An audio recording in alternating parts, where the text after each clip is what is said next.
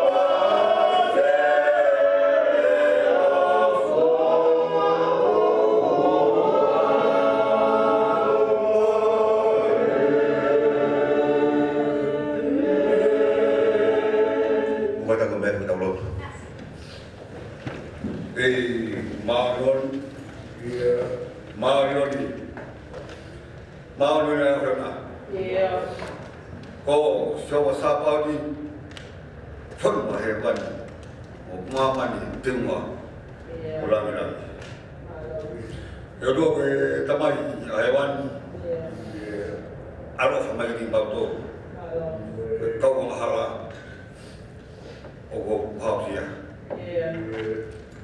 mau ko mo mo re anga yanga o pa o ma fai o ma vai vai ma fai mara bon yo mo mahara que nesse que ni mau me doa que o tau manapa ko mau manapa fa kita mate mau wa yang hala que ho mo lahi hawa rofa bau fa fira ya yo ko kintam bau mangui mo cresce o ma inasi ai o tau mau kai la mai keke ko me afa ai o tua ko no ko hi ka tau mo ya kai ma ai hifo ela mari mari o tau fare ia o fai no o do mau kore ke alof o fatu ko ding mau to ko o Himi halo to fi kaya o fi no ke ma no ho fi o hi ke ma fai ho la ko do ke ma nasi yo ma no ni o hi fi atu o kau ono fare premia KUMC Mungkin tolo presiden ngasas kau Setuata kena tolo dobe utonu ke ho ke ai lo de ho wan morbor fa wa tolo tun tetap apa utonu ya ai betai ni go tu mai mau fak e offer wa Yesus Kristus o ai mua ai mama ke holo at mau hara e mau fono mau fai mi den tai mi kitani e mo ni be sa me ya tawo ke fare si oba e ko malu anga ya fi mari ya Malanga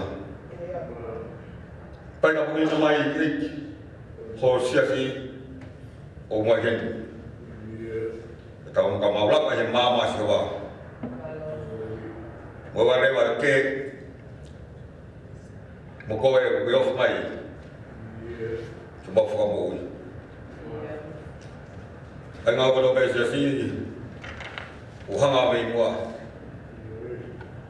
ba ko ro fio fa vai falar logo do abel que faz botou correto que confio e calma aí favor por ver fio ngai ma do que tá dando fina ngaro fio ora fai batai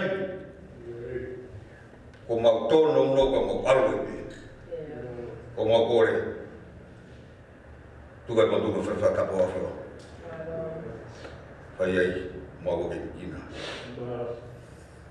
wa fa ko do be ta edi ni o mau tuli mai o mau que se ofre na for te que fai no tu e que fo remore tanga tai wai kai tu kwai bakara fa kakao Vamos morrer. Tuo ko sia no higa. Si kau to ke ka ko sia. Igual, o vine a tu. O higa to ko afio. Pawhitau e ni mo ngau e o mi kai ki e ni.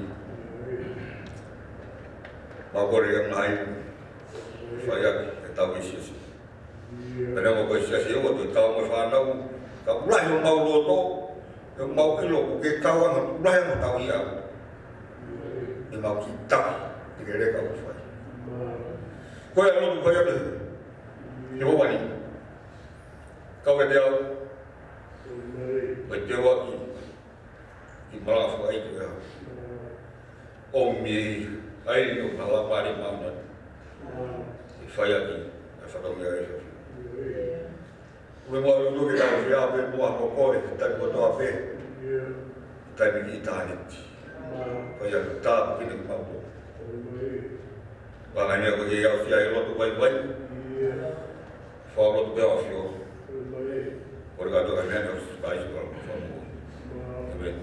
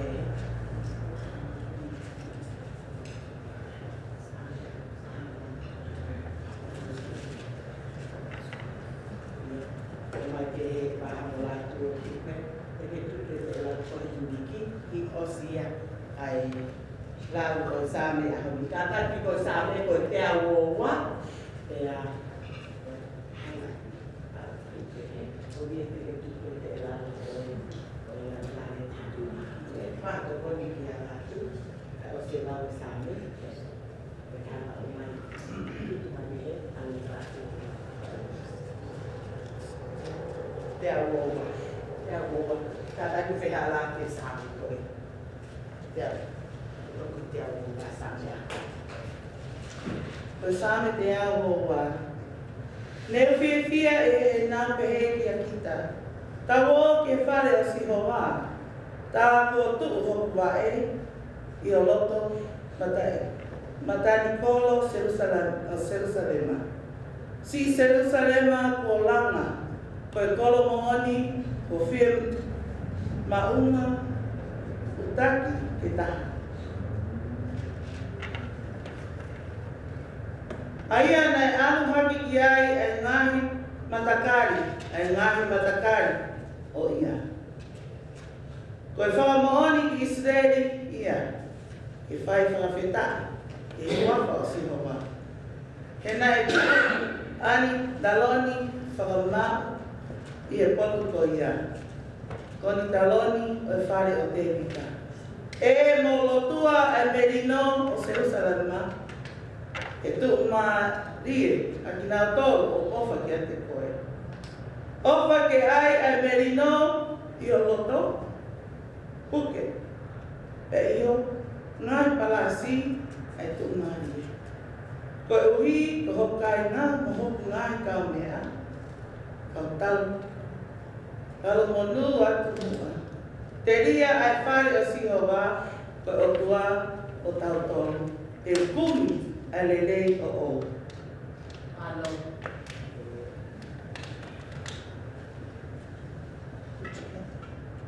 Purple.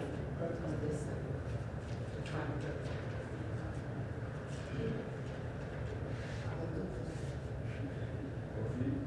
Just one.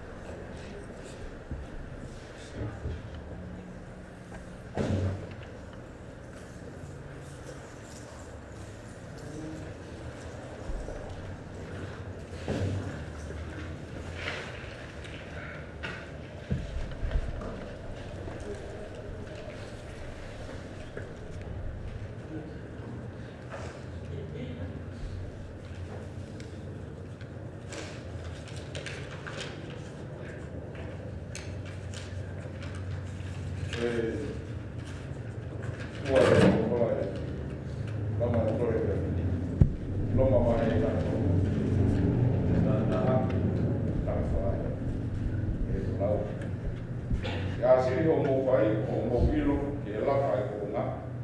Taimeni ke mo a te o me mo ke. E ko eni o ta fa mo ui e taimi na ta fua tu ia i. O fa awa to ai ko e a ko fi ai ho. O ia ke ta ui ia nga nga o ko ui. Ka ta ai ai no hafu o ma. Ta fai ai la ka e ho. O nga ma o ai fai aki ai fa ka doang kai e fa ko na. Pe o fai fi awaki mo e pau o whakareria, pe ako whetu usi mo e meheka. Ka mo ai mua ai eiki o si su karaisi, te aua na atokonaki ke kakano, ke kanoni e le ngahi. O ia pe. E tau no o te Nero.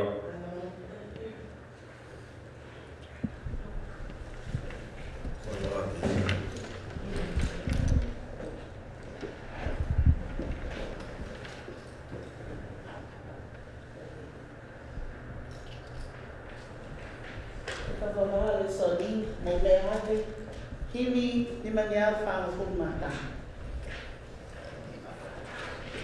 Oi la ofa alo la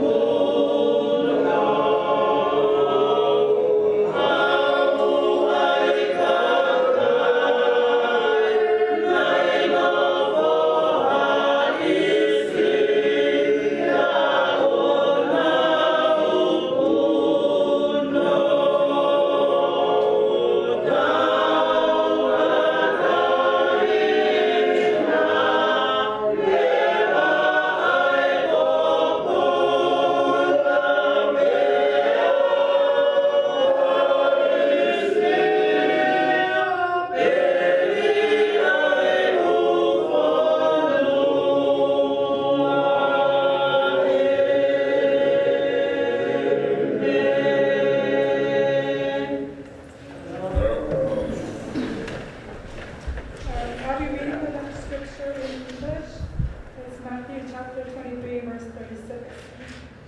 Till in English is 39. I tell you the truth, this judgment will fall on this very generation. O Jerusalem, the city that kills the prophets and stones God's messengers, how often I wanted to gather your children. Together as hen protects his chicks. He needed her wings, but wouldn't let me. And now, look, your house is abandoned and desolate. For I tell you this, you will never see me again until you say, blessings on the one who comes in the name of the Lord. Amen. Amen. Malo. Kakake Fatau. Iba anak, iba may pwede ba niya kung puro?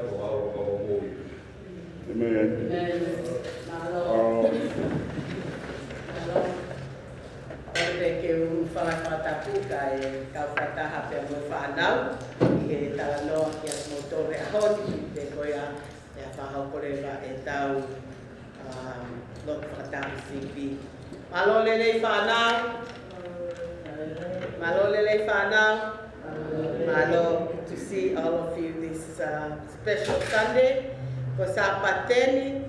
Today, you notice Matiu and Baha were up there and light one candle. Do you know what does that mean?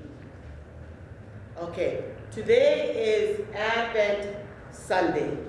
Advent means coming. Who is coming? Jesus is coming again. Remember we talked about Jesus was born on Christmas Day, and that's why we're going to celebrate Jesus' birthday and Christmas yet. And then Jesus lived and died, buried, and he raised from the dead, and he returned to be with his Father. But Jesus promised he will return again, but we don't know when. So Advent means Jesus will come, but we have to prepare. And how we prepare? By reading the Bible, praying, come to church, so we know when Jesus is coming. Jesus said, I don't know when I'm coming, only God knows. But when we prepared, we light one candle today to remind us that we prepare with hope. What is hope? What you hope for? I know you have a lot of hopes. Hopes for the best gift for Christmas, right?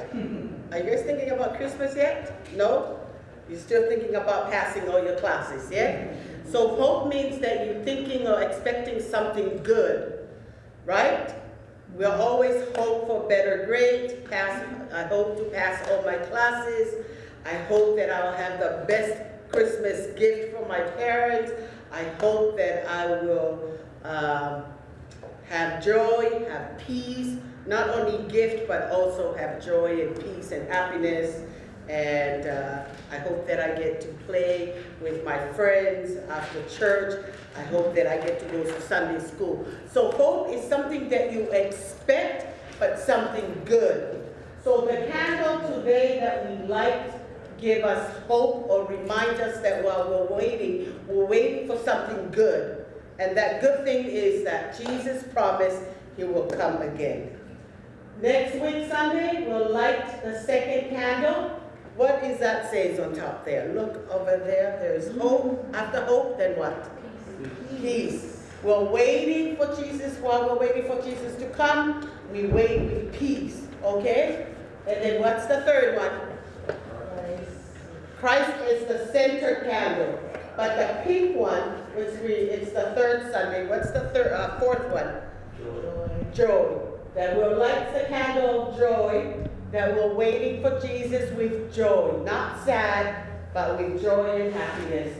And the last Sunday, because we have 4 Sundays of Advent, the last Sunday we'll light the candle of love. And then Christmas Eve, or Christmas Day, when we gather here, then the center, the big candle, that is Christ's candle. And we'll come and we'll light that candle that reminds us that it's Jesus' birthday. Mahina? So every Sunday, this Sunday is what? Candle of what? What is next Sunday? Okay, so try to remember. If you forget, look up here. We have the banners to remind you. So that's why we light the candle each Sunday. So when you go from here next week, I will ask you what was your hope and this whole week as you're waiting for Jesus to come. Okay, malo. Tau ka whataha I he lotu whakatau sipi. Ko hea ngai ka pua ki pia mo ngai lele. Tau inasi ai mo tau ngai family. Ko sapai whaos mo kieni o November. Ka koe sapai te urakia o etiveni. Ai a koe osia tau whakuru misi ua noa ua taha ua. Kamata fo o leva. Ai koe tau fo o e nia ki tau whakaristiani. Kamata aki ai whaita o etiveni. Pea hangi koe koe tala no whai, pa malo ki family hufanga, o ngau tutu ai te lango o whakatu a meri e. Ki tau, hangi koe tano e kosperio e ahoni, o tau tani ki toi ha ere mai a sisu, a ki ai whakatu a meri e. I hope that Jesus will come again. Pea koe ia i whia, o ia koe tau kau whakataha sapa te koen, pea moe kamata ana whaita o etiveni, pea moe te fuakau Krismasi pia ko tau look forward leva ke whaka o koia o i Krismasi mo alopi ko tau eiki pia ko wha ape ke tuki whaimari ko ni ke tau kau whataha e lot whakatau sipi ko hanga ka puaki ki o mo ngai family i he weekend ka mo mahinan tau inas whakataha whose birthday e fia whako ia ko e birthday o Wineta Hafe, mau happy birthday ia pia ko e Wineti mo whakawhita e o whao tua patapo aki ko whai pia ko. Malo. Watu e taina heo ko the birthday here weekend, mahinan. George, your birthday this past week? Or last week? Happy birthday, George. Anybody else? Me and Vika. Me tomorrow and Vika was on the 16th. Who's the 16th? Vika. Fika. Okay. Nettie, George, and me and Fika. Hello. Wai mo te tapo aki. Inasya tau ngā family, tau whewahewai aki I ahoni. Oh, thank you for all your prayers. My daughter-in-law, she gave birth to my number 12 grandkids on last Friday. Oh. So I was busy at work, going over there babysitting Happy now and Thomas for 4 of them until another came home on last Sunday. So thank you for all your prayers. Malo, tapos kikilo to fare o tau falele ya pepe o wani pe molata. Fika tahawa ya fanga mo puna o Daniela pe amo Dani. Congratulations. Thank you. Thanks be to God. Fafeta. Malo, wato kolelot pe tapos Setuata. Alors, fui eu mamara tu matabu. Biba ko ha pe punga tangata. Mau tamu ati tahana fa sesi ile ko sia tafitu mato. O to manaki ngata to situ okay. Dengan be kai ko me fala ka pe ta ko spe. Lah no dalam luar apa marah. Halo, Afeta. Almato kolelot fa.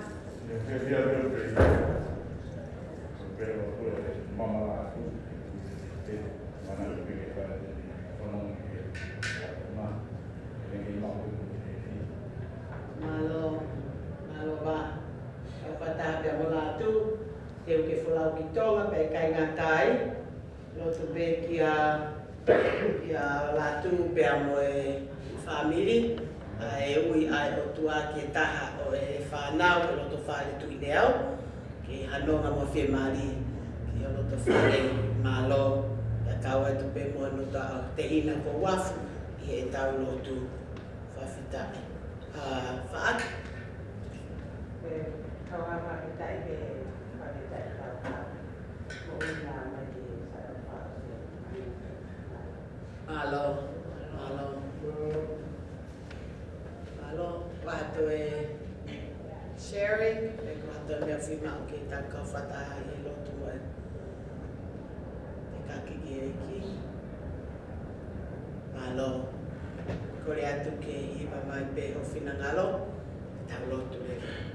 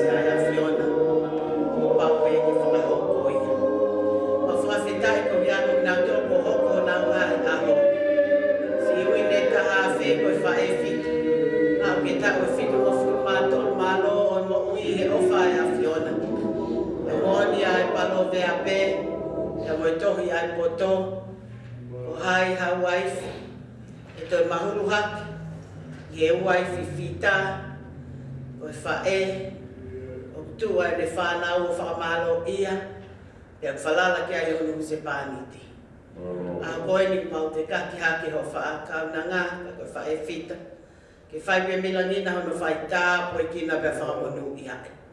Tā o whitu mo furu mātolo e mo uina i hangi e peka i kai. Kana i kai ma wahe ai e mau whakatoa merie pe mo whalala ke a Fiona. E a honi o i kuna. Ma kore peke to e tāna ki mai hanga i tā. E whai pe milangina hono tau himo no tataki. Ke hoko peko i kaunanga tōnunga e a Fiona. I he family pe mo siasi.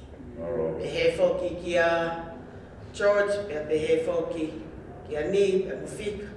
Pe mo ki nau tōru hoko nau ahoi o weekend mo wiki kaha una. Whakapulupulu aki ki nau tōru. Ai ngahi le lei ko toa pe. Pe whai milangina ho nau tauhi. Ke pe he ai pe ai liliu ai fika. Ki nofo mako ai tui mo whalalai a te koe ato nai si o. Ma whawhitai ko ia koe moko puna ke loto whale tau whalere ma manu atu. E mau ginasi ai he whiawhi koeni. E whai pia lotua mo e hufia ko whakamawai mo ui a Fiona. E tāpui kina e ho mātu aka, mai kui mo family pa mo Tokoni mo e popo. E hoko ai ki tamai o eiki koeni. Ko e tauhi pia mai a Fiona. Mo hangat ko ia a family o e siasi.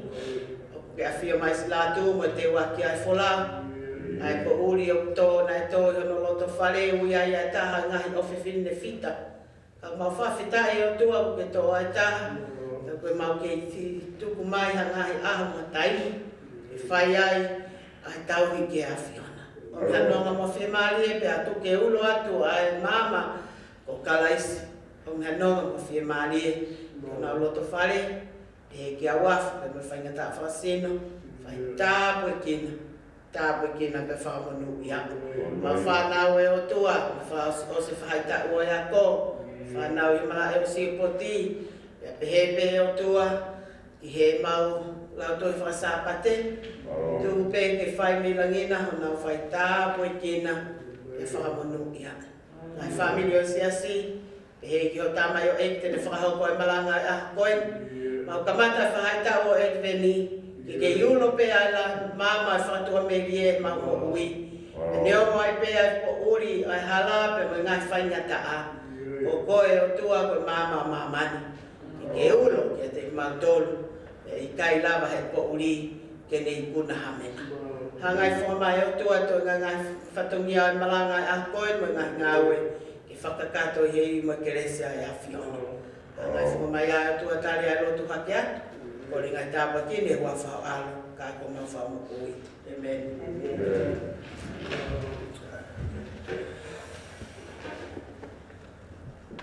Alo, kateka. O mea ko ta wina. Ko mea ono mo ku ma ku Himi. Ta wiwa. Sisu wala ai. Mama ko mama. Ke ulu me lagi. Ya ya. Baro. Yesu ko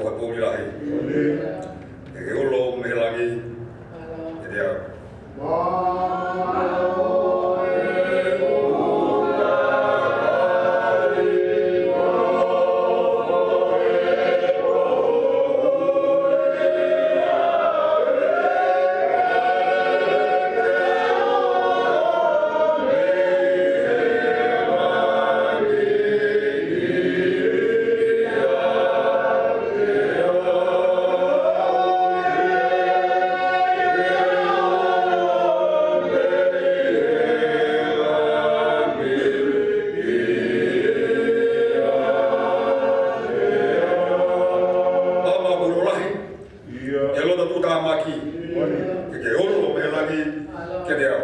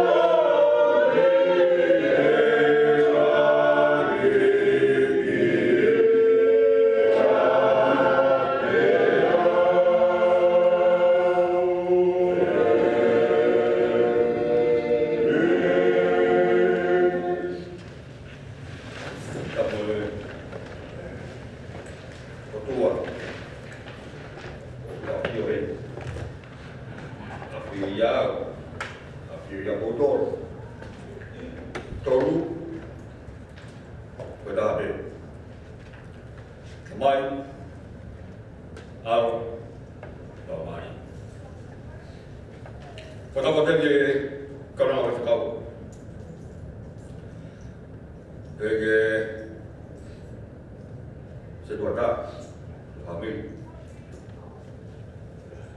Setuata pun fai, o tama ko fua o kia kwa. Hei kaki tu ya ko sipara marolo. Aku fai tapu be. Kata mo wai wai. Igual tahap. Punya tahap kepala tu fanga. Bisa kami ko be. Mau berapa mai hewan? Kekurangan. Saya dapat tahu dengan Malanga. Kau tu dia bukan kita orang malah apa mai kau tak ada kawan Kiate. Kau tak orang mana kau tak tahu Kiate. Kau pergi kau ngaku orang, kau ngaku orang. Orang mai. Tapi lopau, kau tak faham ini. Sesukai. Malu mencung berapa mai. So mai fonga kau fai, mai kata mai. Aku ni apa dia kata. Kaini, kita bawa kasih isu, mai pimah. Itu saya dia ni, pergi biar mak. Pemaluan kau, ho minta dia kau. Malah kau pergi bisa pergi kau bilang pergi bisa sih. Aku tu pergi mobil hari ni. Mana? Kau pergi sikap hari ni kau tahu mai. Kau lihat ni fok. Aku pergi orang tu tak mau siap. Aku pergi orang tu tolong lo. Kau orang yang Malanga buka berarti merah kerja. Kita bilang dah baik ya, yang berbagus kita bilang begini tengok. Kue fakta ke famalo hewan. Kau faham di Malanga, tak halolo. Itu ada kampung, umai, tak Malanga. Umat itu umai tak Malanga. Tipe kau view. Kemudian kau Malanga kau ini, kau buat apa? Kau benar kan jawab kau. Kau ay kau hikya lagi, baik kali ya. Ini berapa? Mana tu sampai? Besi Malanga era quase bem mas mulai tiba kurang programa buat na.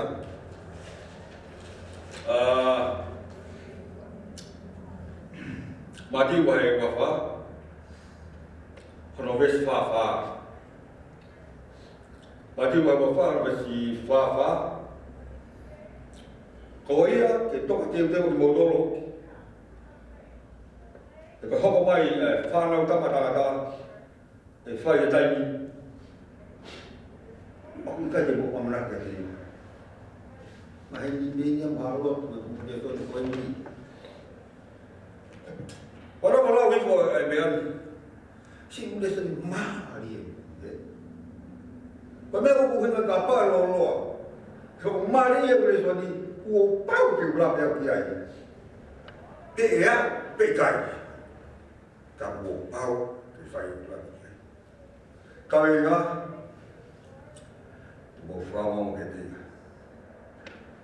ibu tak tahu, aku mau apa kami lain mau Fakaongoongo gitu, bebas dia bersama, nevia ina bebas Kiate motor, tahu ke fare siapa, tahu tolak ke fare siapa.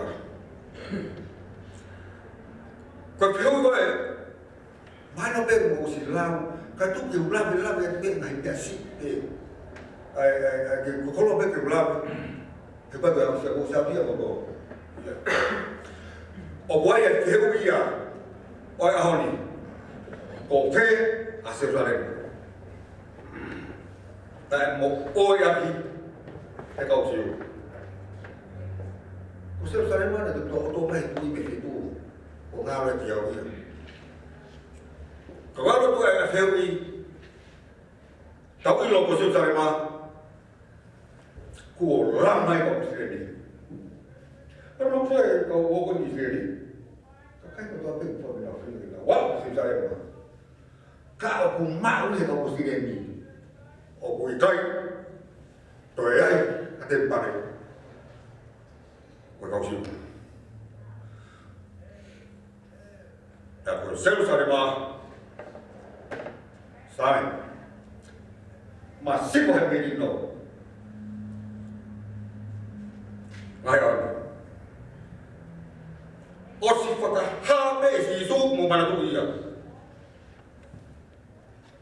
Pada awak sih sari mah, kau wih.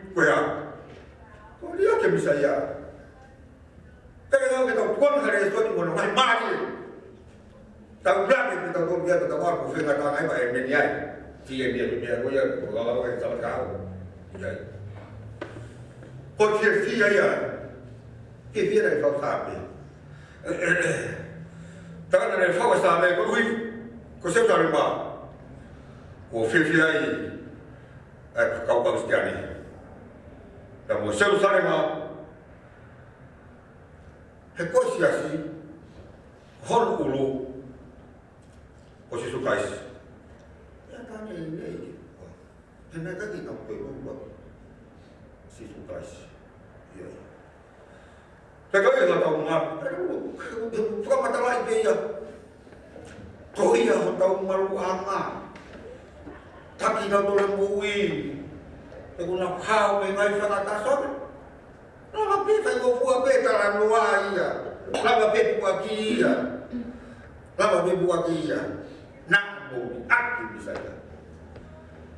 Wajib berat. Jadi mana kau siu bawa sebab kamu jadi. Tapi fare mama ya. Kau tahu lah kali mama tu ni telah mai dia pun. Hal. Kita ulah kali mama sih tu siapa. Oi foro ya tua.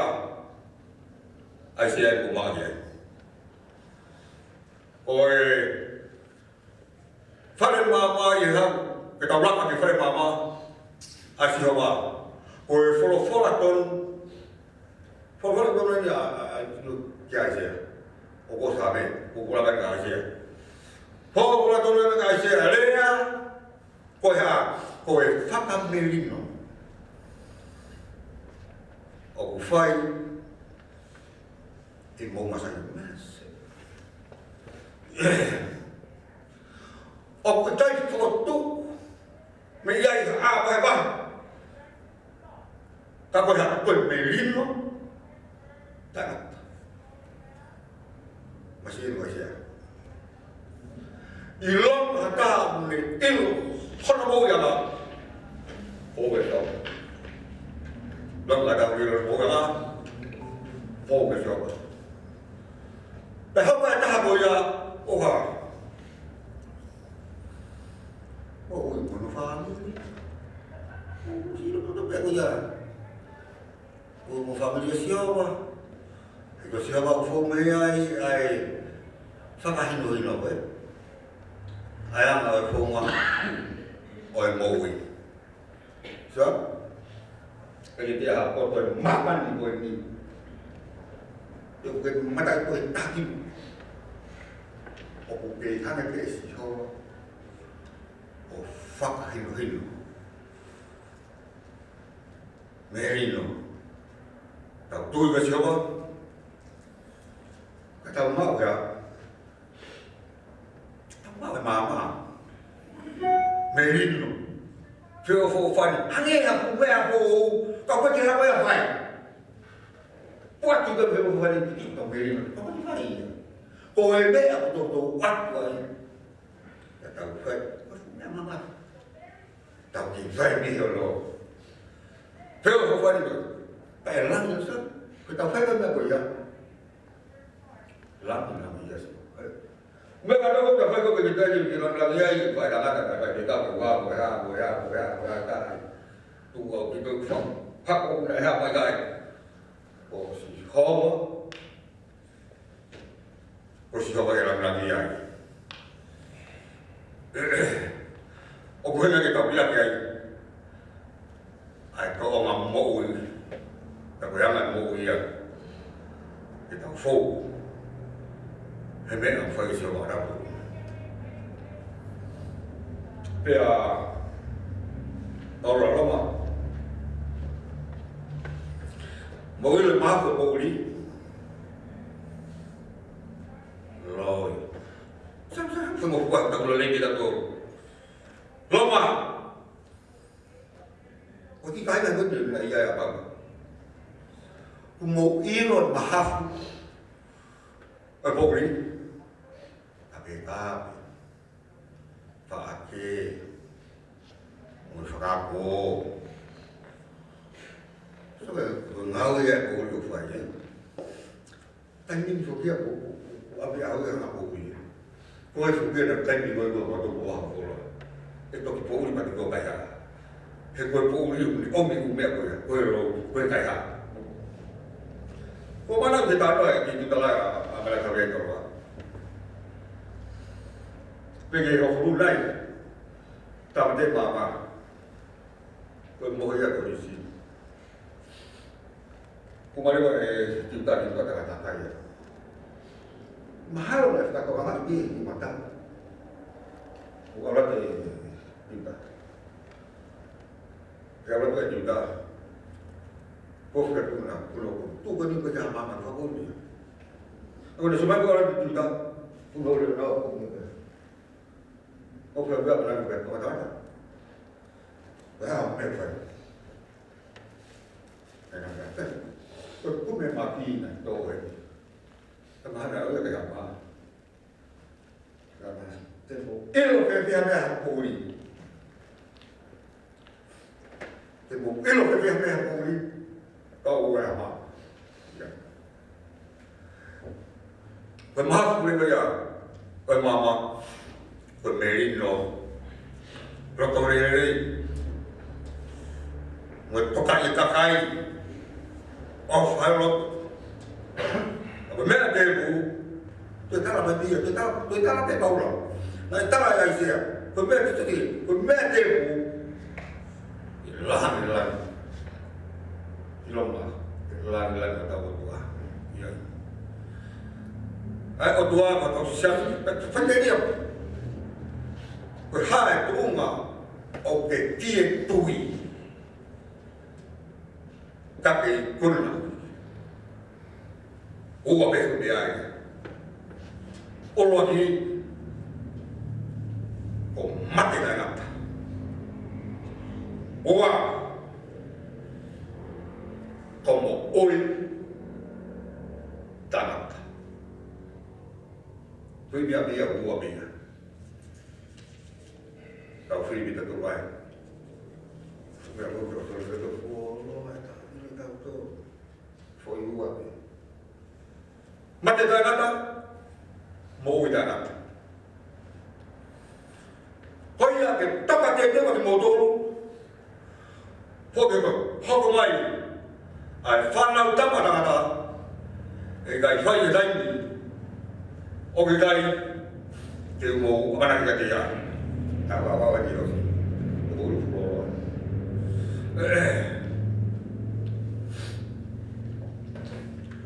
Hoia ke mo toka te te ki modolo. Fok. E gai hoko mai whanau tapa tangata. E whai e taimi. O ke gai te mo iro ke whipia. Oi te ilo kia. Au whamare more. Hono tawa, toka patonu ia.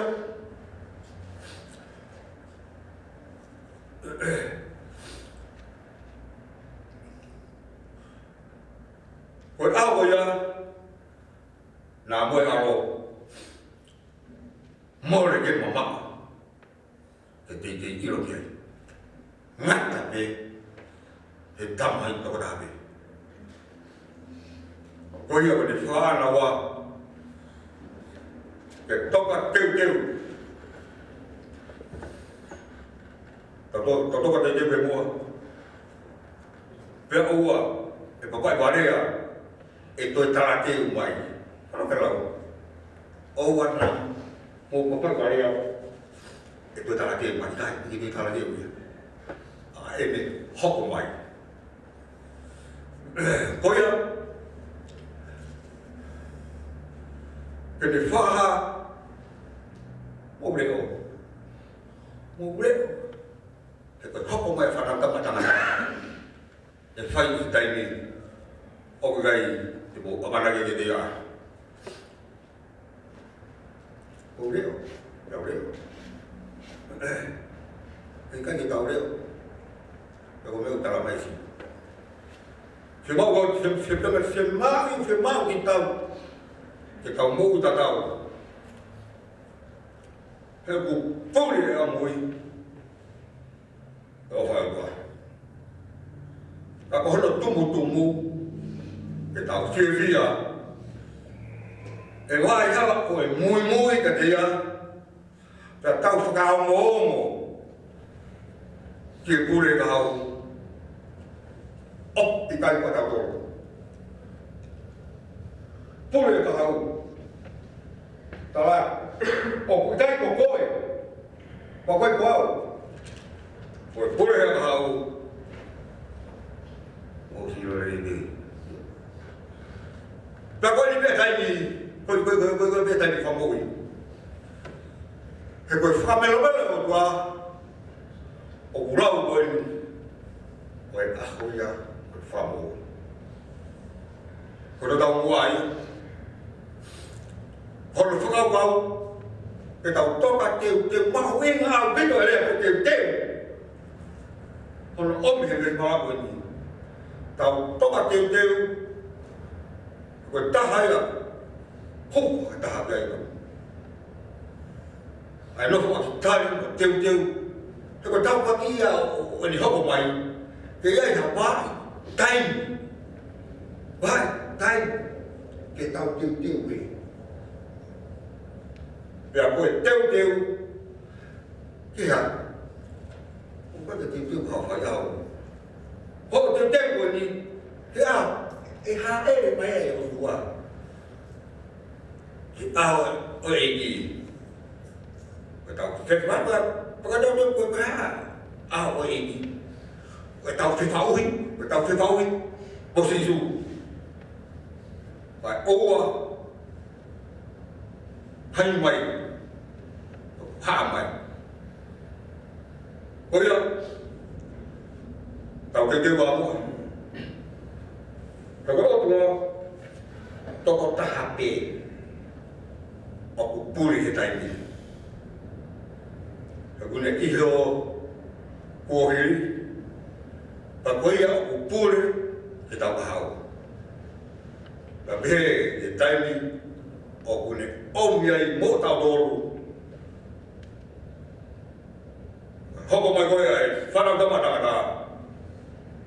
E whai, i taimi, o i tai, i mo amanaki.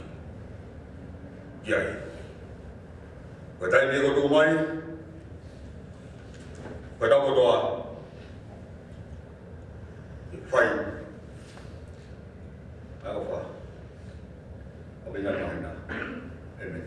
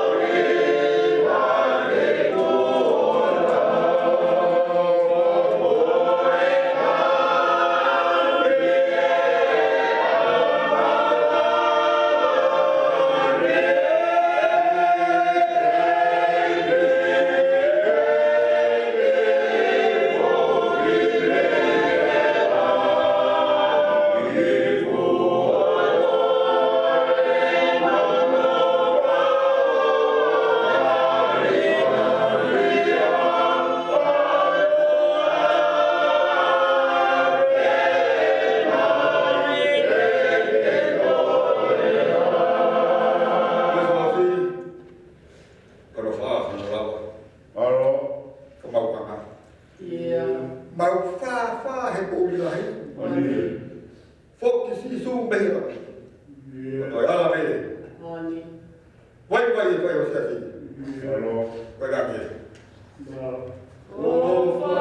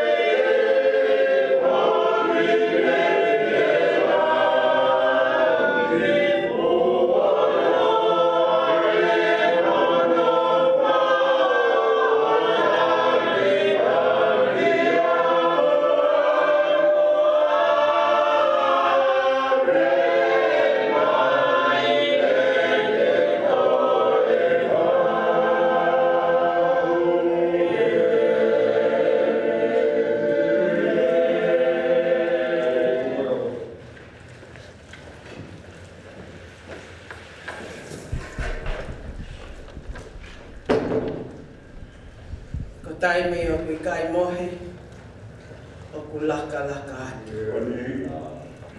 Ka sali o te o kui kai ha taimia e pure ai ai tangata ki ai. E ko taimi ko e awhiona ia e a tonu mau pe ho taimi. Ko tua ia tua e mau whakatua merien ko tua ia tua e mau whalala. Ko tua ia na ne whaka o mau whanonga ki mau kau whataha i sapa te ula ki o etveni. Neo mo ko whao singa o e hong fulu mātaha o e mahina koeni.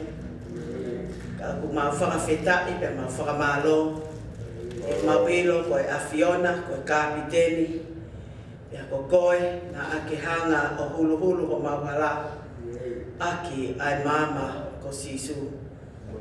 Whawheta i mau mo'ui he aho koeni. Pia ko mau unu mai mau ilo ko ke awhio i ho mau loto loto ngā kai whai ai e mau whakawhia ngai ki he awhiona. Uki ki mau tolu he aho koeni ki mau toi Fakaongoongo ki a te koe e koe tala ia o e kamataanga o e etveni o pau ki ke toi haere mai.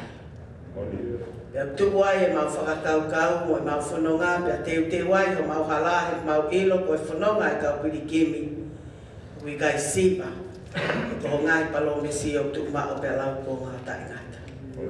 Ka koe kau anga hala pe ki mau tolu kau mau kau whataha pea moe same na mau hiva ai mau ui pe ki a Fiona ki ke toi hifo ki mamane. E koe mau lotu mo mau ngā we whihangahanga ia pia mo whinangalo e a Fiona. Ka koe pe o tua koe whonu mesi mo whai manapa ofa. Koe tuai ki ho hau. He na atu ko alangi mo no masani. Kai whaki ho alo ke pekia. Ka mau mo ui ai. Koe wholwhola e pia mo whikau ko tuku mai ho tamai o eiki mei mo unga. Ke hoko ki mau tolu koe whangaki i mama. E koe kuonga mau whanonga ai o kulahi ano ngai whaingata a. Pea pehe ki e po uri o tō i e whunga o e whonua. Pea koe lahi a ai anga hala. Pea ko kumo ai ai mau mo ui. Mau whawhetai e kamataanga e tveni koeni ko mau whoki ki Saione. Pea whai ai o mau tala e o tua. O toi ulo mai ai mamalahi ko sisu. Pea i he koeni whakaola e whamiri hufanga ai mama e whakatua merie. Neo nau i mau he pandemiki. Pea tata puni ai ai whunga e whonua mo mamani. Kana ke i ulo pe ai mama e a Fiona. Ma whakamooni he tāpua ki o mo ui, ma winasi ai. A ngai tala fia me he ngai loto whare, a ki nau tōru kohoko nau ngai birthday. A ngai tāpua ki o e whanau. Ka maa ngai lelei ko toa pe. Pea tāwa e o tua ke mau whawhetai he a poeni. Pea toi whakamau ai mau kovinani te ke whakapapau ko e mau whakatua me rie o ki iha sisisu kalaisi peta. O i kai ko i koloa. O kui kai ko ngahi tāpua ki o mau inasi ai, o kui kai ko mau whanau. O kui kai ko ngahi mea osi pia mo auha e mau mani koeni. Ka ko e mau tuu e mau whakatua me rie i he tamasi ko sisu. O mau amanaki ke whakamanatua anu aho alo e. Ka ko e tala i aho apostolo e aho koeni. Ke mau a mo leko. Ke mau ilo ai hoa pia mo e taimi. E toi ha ele mai ai a sisu ko mau whakamooni. Pea koi ai o tua e kamatanga e tau koe ni pe mo toi whakamooni mo whakapapau mo mau loto. Te mau Fakaongoongo pe Kiate ia. I koi a na ane fua e kolosi a mamani pe ane ikuna i ka alivale. Pe ane ikuna whanua loto. Pea koi mo ui pe mo whanonga ko mau whai. O kuiai e whakatua meri e ke mo ui taingata. Whakatapu i mua ai wholofola ko tuku mai o tamai o eki ki o mau loto mo mau lau mari. Ke kamata aki a hala whanonga i tau fo o koe ni pia mo ulak sāpate o erti veni. Ke mau whakapapau i o ulo pe e mau mama. Te neo e ai e taimeni i he kohu tuku pe. Ka koe mau hanga te a Fiona. Pea whakafonu aki a lolo e lau mari e maa oni. Pea to e ulo ke mau mawhana ai. Pea mau mama ati ko mau kau ngā whanonga. Pea mau whanonga i he merino. Pea mo e ofa e a Fiona. Whai tāpo i kina e wholofola, whakata pea mo o siasi. Tangata i Setuata, ka e uma a ngāi. Kau Malanga kotoa pe. Si ngāi wha e fita talaho pea mo e whine mui. O ausia e mau whanau.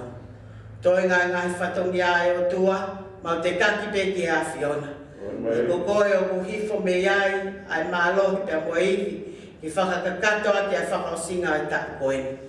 Ngai whatongi o whakamohe mei ulu, tuku pe o tua ki malava i e mautui, mo e mau whalara ki a Fiona pe whaki mahi o mau loto, pia ke toki whakakakato o mau tono no. Ngai whawhonga mai o tua, ina tolu kai ki mau kau whakataha i Sayone, whaingata whakasino, mo ngai mo uai he ngā we, na watu ho tāpu aki, whai tāpu i ki nā pe whakamonu i hake. Nā ngai whunga mai o tua, ki ho tāmai o eki, ko mā vai pe mo i kolo wholofola e ako koeni. Neo mo i tala loto e o tua, i kai ke i mau hapoto pe mo mama. Ka koki nau tolu na womi ki a sisu, te ke aulo atu ho o mama mo huelo o whakamāmangia. Pea ko mau fia pe mau mawhana i wholoa, kolo wholofola ko ne tuku mai. Tu peo tua ke pepe tu mau ne whalalama ne amanaki a te koe. Ke whai melangina hono whai tāpu kina. Ko Tokoni Setuata, ko whai hiva, ko ngai whatomia o siasi. Ko ne whai aki peo tua i he tui whalala ke a Fiona. Te ako mau whawhetai ko e loto ulahi. Te mo ilo ai o tua o whai ki ai tui mo i whalala i whai o ngāwe. Ai waifi pe mai ngai whatongi au whai tāpu ki naia, e ki whanau pe mai whakamupuna. Tu pe o tua, ke whai melangina honau tauhi, ke whalakalakai munu ai pe, ai ngai whatongi ai he whamili pe mai sias. A ngai whamai o tua to, ngai whatongi ai a koen, whakakato pe melangina, ma o whaasinga mahina koen, pe ako whinangalo ke ma wausia, mahina whakaosi, tau pe mai a Fiona. O ia lotu pea moe hu, o mo moe ate ma mo ui, ke pule pea a Fiona, pe whai tutu ni ka mau Fakaongoongo atu. O le ngai tāpa tine, wa whaala wa mau whamo ui, amen. Ewe, i pewa keresa i kusi suprais, o atua whio me la pare marori, tuku e mo si asine, o wani mo la heki, la whai peo tangata. Amen.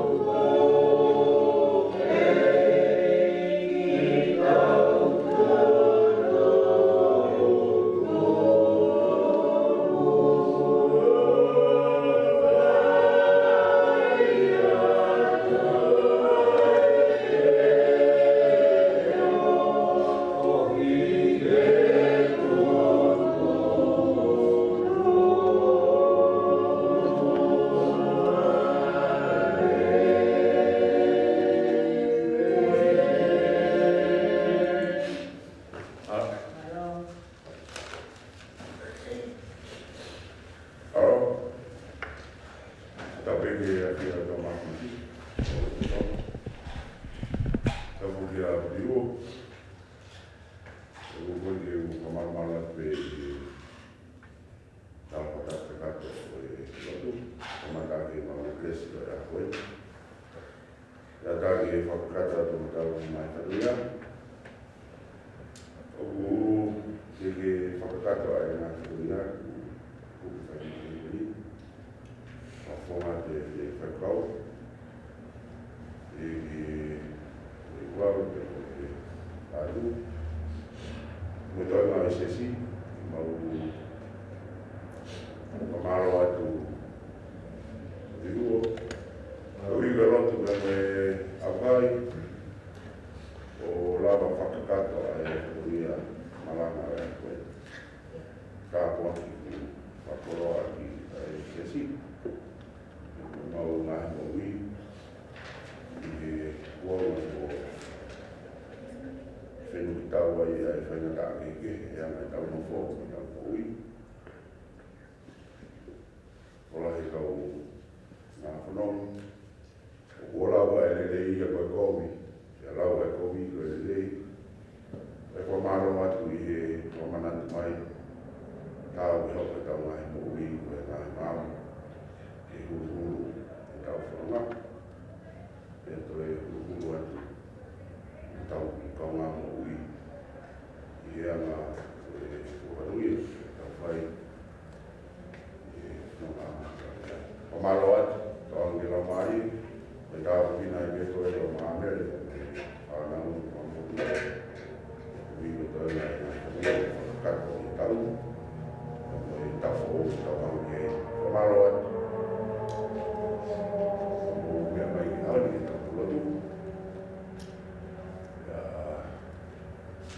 Toi be aho e tau no fu ma tolu e tau no fu ma fa o se tau. Kau ma kau ko tau be whafta. O whalahi e tua, whai mai tau mai ui, tau mai whamuri. Lawe e tau ki sesi, taki mai tau whanonga. Are mai tau e ta koi. Tau i te pu o whanonga tau whai tau i tau pēna spe. Whamaro tau i. Mai tau ia tau pē ko tau whai tūna i mai ke tau situa ke. Ia tala manu atu ki toenga e tau ia Fakakata i tau. Whara ko e kakata pia o e tala tau ia ko whamaro e au. Tau hopa mua ki tau whataha. Ia pia mea ia ku keki lawa Fakakata atu e mutuari. Ko Fakakata atu e pili tu e kau. Au kore tau hopa ki tau whataha. Ia mo tau tātano ai ki e tau tari ai kuata. I me tolu o ti sema. I o tau mea mutuari. Latu tau mutuari. Te koe whorai. Ke whatawana, nge la mari ke tataki koe, e wahoki mo umai koe.